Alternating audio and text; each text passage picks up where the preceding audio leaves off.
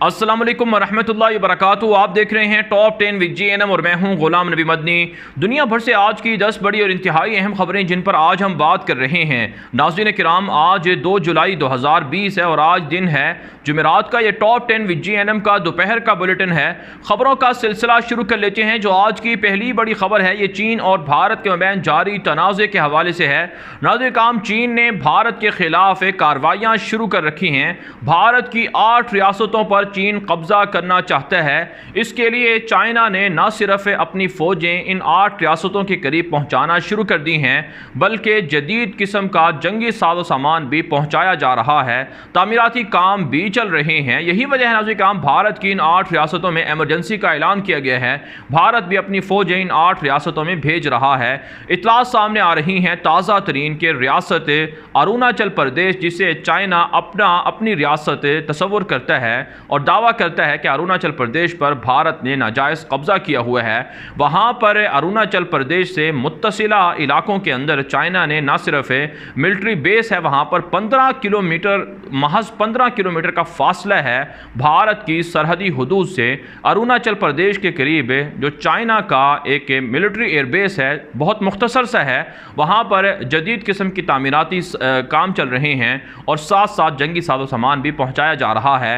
और ख़बरें सामने आ रही हैं कि बहुत जल्द चाइना अरुणाचल प्रदेश पर हमला करके अरुणाचल प्रदेश पर कब्जा कर सकता है। इससे पहले हम आपको बता चुके हैं कि सिलीगुड़ी कॉरिडोर है, जिसे भारत की चिकन नेक कहा जाता है, उस हवाले से वहां पर भी चाइना अपना रसूख बढ़ा रहा है ताकि सिलीगुड़ी कॉरिडोर पर कब्जा करके भारत की 8 रियासतों का राब्ता भारत से तोड़ा जा सके और इन 8 रियासतों पर कब्जा किया जाए। कल हमने आपको खबर दी थी कि रियासत नागालैंड के अंदर भारत ने अलहदगी पसंदों को गिरफ्तार करना शुरू कर दिया है और अब इतलात सामने आ रही हैं कि इन 8 रियासतों के अंदर अलहदगी पसंदों ने चीन से राब्ते बढ़ाना शुरू कर दिए हैं और चीन बहुत जल्द इन 8 रियासतों पर कब्जा करेगा। आगे बढ़ लेते हैं नाज़रीन किराम, जो आज की दूसरी बड़ी खबर है ये चीन और भारत के मबैन जारी तनाज़े के बाद माशी जंग के हवाले से है। आप जानते हैं भारत की जानिब से 60 के करीब जो सोशल मीडिया ऐप्स हैं, मोबाइल ऐप्स हैं, उन पर पाबंदी लगाई गई थी और इसमें नाज़रीन किराम जो मशहूर तरीन ऐप है टिकटॉक, उसे बंद किया गया था। भारतीय मीडिया दावा कर रहा है कि चीन को इसकी वजह से करोड़ों रुपए का नुकसान हो चुका है। लेकिन नाज़रीन किराम, आप भारत की मुनाफ़कत देखिए कि नरेंद्र मोदी की जानिब से कोरोना के हवाले से एक फ़ंड कायम किया गया था और एक अकाउंट बनाया गया था जिसमें दुनिया भर से लोगों को कहा गया था कि वो नरेंद्र मोदी के PM फ़ंड के अंदर पैसे जमा करवाएं ताकि कोरोना मुतासरीन पर ख़र्च किए जाएं। इसमें नाज़रीन किराम 30 करोड़ रुपए से भी ज़ायद की रकम बाकायदा टिकटॉक की जानिब से नरेंद्र मोदी के फ़ंड में दी गई थी और नरेंद्र मोदी ने अभी तक उस फ़ंड को इस्तेमाल भी नहीं किया। करप्शन की नज़र हुआ है। हमने एक दिन पहले आपको खबर दी थी कि वो $1 अरब से ज़ायद की रकम बनती है जो आज तक नरेंद्र मोदी ने ना लोगों पर ख़र्च की है ना उसके हवाले से मालूमात दी हैं, बल्कि वो करप्शन की नज़र हो गई हैं। टिकटॉक, जिसे चीनी ऐप कहकर पाबंदी लगाई है, उससे भी नरेंद्र मोदी पैसे लेकर अपने अकाउंट में रखे हुए हैं। फिर भी कहा जाता है कि चीन के खिलाफ हम लड़ाई करेंगे, हम चीन को मारेंगे, ये करेंगे, वो करेंगे। इसके अलावा नाज़रीन किराम, इतलात सामने आ रही हैं कि चीन की मशहूर सोशल मीडिया ऐप वीबो पर भी नरेंद्र मोदी का अकाउंट था जिसे भारतीय मीडिया डिलीट करने का दावा कर रहा है। लेकिन मामलात काफ़ी अरसा पहले से ख़राब हुए थे, लेकिन उस वक्त तक नरेंद्र मोदी ने अपना अकाउंट डिलीट भी नहीं किया था और अब भी इतलात ये हैं कि आर्जी तौर पर इस अकाउंट को हाइड किया गया है, लेकिन बाद में हो सकता है नरेंद्र मोदी फिर इसे इस्तेमाल करें। और इतलात सामने आ रही हैं कि रेलवे भारत की उसे फ़रोख्त करने के लिए सरमायाकारों को कह दिया गया है। चूँकि भारतीय हुकूमत करप्शन करके सारा पैसा खा रही है, इसलिए वहाँ के सरकारी इदारों को इससे पहले इंडिया की एयरलाइन को फ़रोख्त किया जा चुका है, उस पर खसारा है, कर्जे हैं और अब भारतीय रेलवे को भी नरेंद्र मोदी फ़रोख्त करके करप्शन की नज़र कर रहा है। सारा पैसा या तो करप्शन की नज़र हो रहा है या कश्मीर के अंदर गोला बारूद ख़रीदने पर, खर्च करने पर इस्तेमाल हो रहा है। आगे बढ़े नाज़रीन किराम, जो आज की तीसरी बड़ी खबर है ये अफ़गानिस्तान और अमेरिका के ताल्लुकात के हवाले से है। नाज़रीन किराम, पेंटागन जो अमेरिका का फ़ौजी दिफाई इदारा है, उसने एक ताज़ा रिपोर्ट जारी की है जिसमें कहा गया है कि तालिबान के अभी भी अलकायदा के लोगों से राब्ते हैं और तालिबान और अलकायदा मिलकर काबुल इंतज़ामिया पर हमले कर रही है। हालांकि अमरीकी और तालिबान एग्रीमेंट के अंदर ये बात लिखी गई थी कि तालिबान अलकायदा से ताल्लुकात तोड़ेंगे और तालिबान अलकायदा को अफ़गानिस्तान से निकालेंगे, लेकिन ऐसा नहीं हो रहा है। नाज़रीन किराम, इससे पहले हम आपको बता चुके हैं कि दरअसल पेंटागन CIA मुश्तरका तौर पर अमरीकी एग्रीमेंट के ख़िलाफ़ साजिशें कर रही हैं और ये चाहते हैं कि ट्रंप को इलेक्शन में हरवाया जाए और तालिबान के साथ जो डील है उसे ख़त्म किया जाए और अमरीका अपनी फ़ौजें अफ़गानिस्तान से ना निकाले और अमरीका अपनी फ़ौजें बरकरार रखे। इसी हवाले से इस तरह की रिपोर्टें सामने आ रही हैं, लेकिन तालिबान ने इन रिपोर्टों को मुस्तरद किया है और कहा है कि एग्रीमेंट पर अमरीका कायम रहे वरना हमले शुरू हो जाएंगे। इसके अलावा नाज़रीन किराम, तालिबान के ताज़ा हमलों में तकरीबन 7 से 10 के करीब लोगों के मारे जाने की इत्तला सामने आ रही है। आगे बढ़ लेते हैं नाज़रीन किराम, जो आज की चौथी बड़ी खबर है ये तुर्की से है। तुर्की के अंदर इस्तंबुल में आया सोफिया वाक़े है, जिसे मोहम्मद फ़ातेह ने जब इस्तंबुल को कुस्तुनतुनिया को फ़तह किया था उस वक्त ये दुनिया का मशहूर ईसाई दुनिया का चर्च हुआ करता था। इस पर मुसलमानों ने फ़तह करके इसे मोहम्मद फ़ातेह के ज़माने ही में मस्जिद के अंदर बदल दिया था और दुनिया भर के अंदर मौजूद ईसाइयों को इससे तकलीफ़ थी, यूरोप को तकलीफ़ थी खिलाफत उस्मानिया के ज़माने में कि किस तरह से उनका चर्च मस्जिद बन गया है और उनको तकलीफ़ होती थी और मुसलमानों के ख़िलाफ़ वो सलीबी दौर तक या उसके बाद तक भी कार्रवाइयाँ करते रहे। लेकिन नाज़रीन किराम, जब खिलाफत उस्मानिया को ख़त्म किया गया और वहाँ पर कमाल अतातुर्क की हुकूमत आई तो उसने 1935 के अंदर आया सोफिया को मस्जिद से म्यूज़ियम बना दिया था। लेकिन तैयब एर्दोगान 2003 से जब इक़्तिदार में आए तो उन्होंने ये ऐलान कर रखा है कि आया सोफिया की असल हैसियत को बनाया जाएगा, दोबारा से बहाल किया जाएगा और उसे मस्जिद में तब्दील किया जाएगा। और इस हवाले से इस वक्त तुर्की फ़ैसला कर चुका है कि 2023 से पहले आया सोफिया को मस्जिद बनाया जाएगा और वहाँ पर नमाज़ें होंगी और अज़ानें भी दी जा रही हैं, तिलावतें भी की जा रही हैं।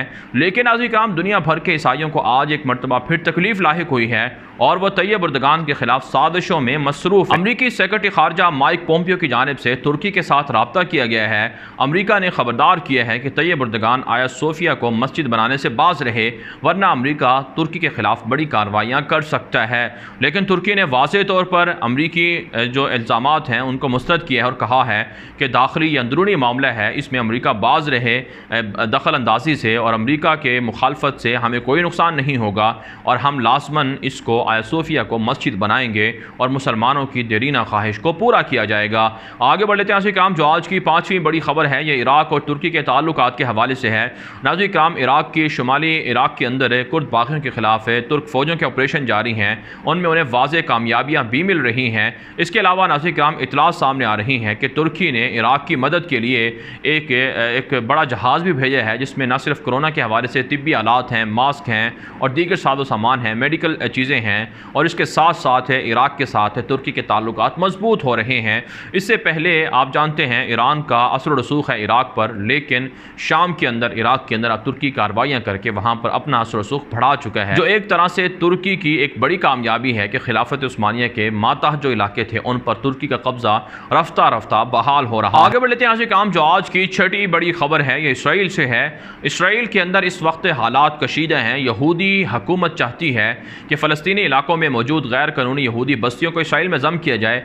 1 जुलाई को नेतन्याहू ने यहूदी बस्तियों को इसराइल में ज़म करना था, लेकिन अंदरूनी सतह पर मुखालफत के बाद नेतन्याहू ये अमल नहीं कर सके और अब नाज़रीन किराम इत्तलात सामने आ रही हैं कि बरतानिया की जानिब से और इसी तरह से दीगर मुल्कों की जानिब से वार्निंग दी गई है इसराइल को कि अगर यहूदी बस्तियों को इसराइल में ज़म करके फ़लस्तीनी इलाकों पर कब्ज़ा किया गया तो इससे इसराइल की सलामती को नुकसान होगा और वो उनकी मदद नहीं कर सकेंगे।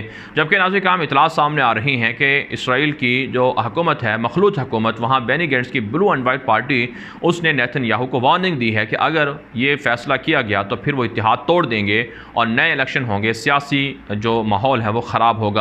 इसके अलावा इत्तलात सामने आ रही हैं कि हमास जो गज़ा के अंदर हुकूमत करती है और इसी तरह से फ़तह जो तहरीक है, जो महमूद अब्बास की जमात है जो मगरबी इलाकों में हुकूमत करती है, इन दोनों ने इत्तेफाक किया है कि मुश्तरका तौर पर यहूदियों के इन नज़ाइम के ख़िलाफ़ लड़ा जाएगा और फ़लस्तीनियों ने भी जिहाद की तहरीक के लिए बैत करना शुरू कर दी है और इस वक्त दोनों अतराफ से हालात कशीदा नज़र आ रहे हैं और फ़ौजें अलर्ट हैं। काम जो आज की 7वीं बड़ी खबर है ये लीबिया से है। अक़वाम मुत्तहिदा के जनरल सेक्रेटरी ने लीबिया के मुंतखब सदर फ़ायद अल-सराज से फ़ोन पर रब्ता किया है और वहाँ की सूरत हाल पर गुफ्तगू हुई है। साथ साथ फ़ायद अल-सराज ने कहा है कि बागी हफ्ता निहत्ते शहरियों को कत्ल करके इज्तिमाई कब्रों में दफन कर रहा है, जिस पर अक़वाम मुत्तहिदा के जनरल सेक्रेटरी ने अफसोस का इजहार किया और कहा कि अक़वाम मुत्तहिदा सलामती कौंसिल में इस मामले को उठाया जाएगा और बागी हफ्तर के खिलाफ कानून कानूनी कार्रवाई की जाएगी।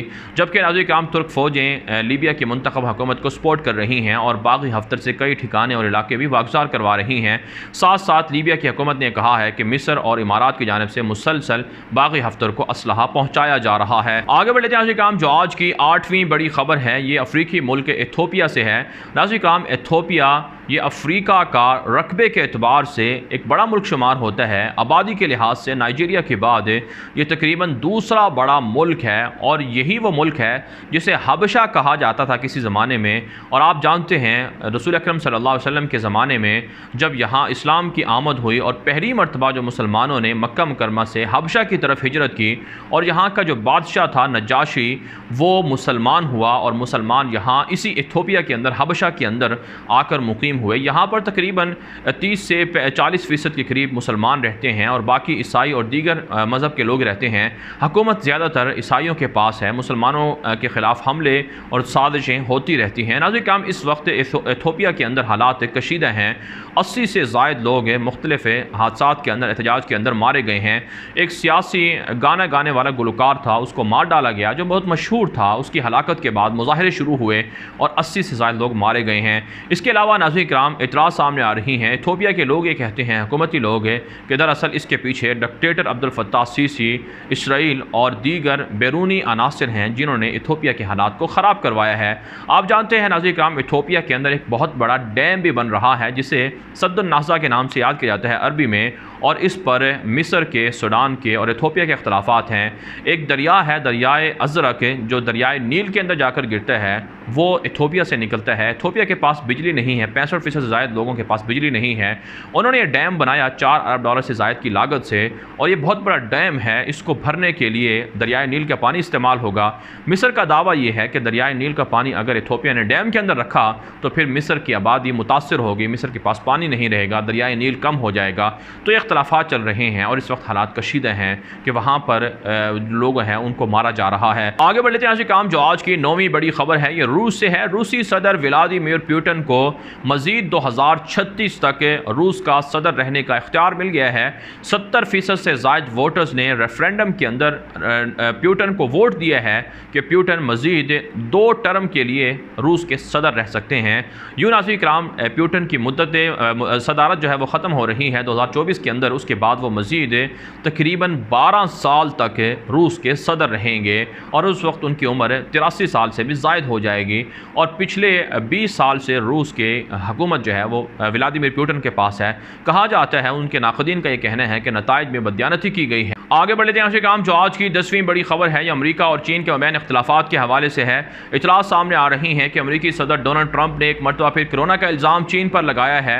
इसके अलावा अमेरिका ने चीनी कंपनियों पर पाबंदियाँ भी लगाना शुरू कर दी हैं और चीन के अंदर भी अमेरिकी मीडिया के इदारों को हुक्मनामा जारी किया गया है कि वो अपना मकसद बताएं कि चीन के अंदर वो क्यों मौजूद हैं। दुनिया भर के अंदर चीन और अमेरिका की लड़ाई के असरात बुरे तौर पर पड़ रहे हैं, बिलखुसूस इन दोनों ममालिक की इकॉनमी से ज़्यादा मुतासर हो रही है। बारह नाज़रीन किराम, दुनिया भर से थी आज की 10 बड़ी खबरें। इन खबरों के हवाले से आपकी क्या राय है? अपनी राय कमेंट के जरिए से ज़रूर हम तक पहुँचाएँ। और अगर आपने अभी तक हमारा दूसरा YouTube channel Ghulam Nabi Madani subscribe नहीं किया, उसे सब्सक्राइब कर लें। आज के लिए इतना ही इजाज़त दीजिए। अल्लाह हाफ़िज़।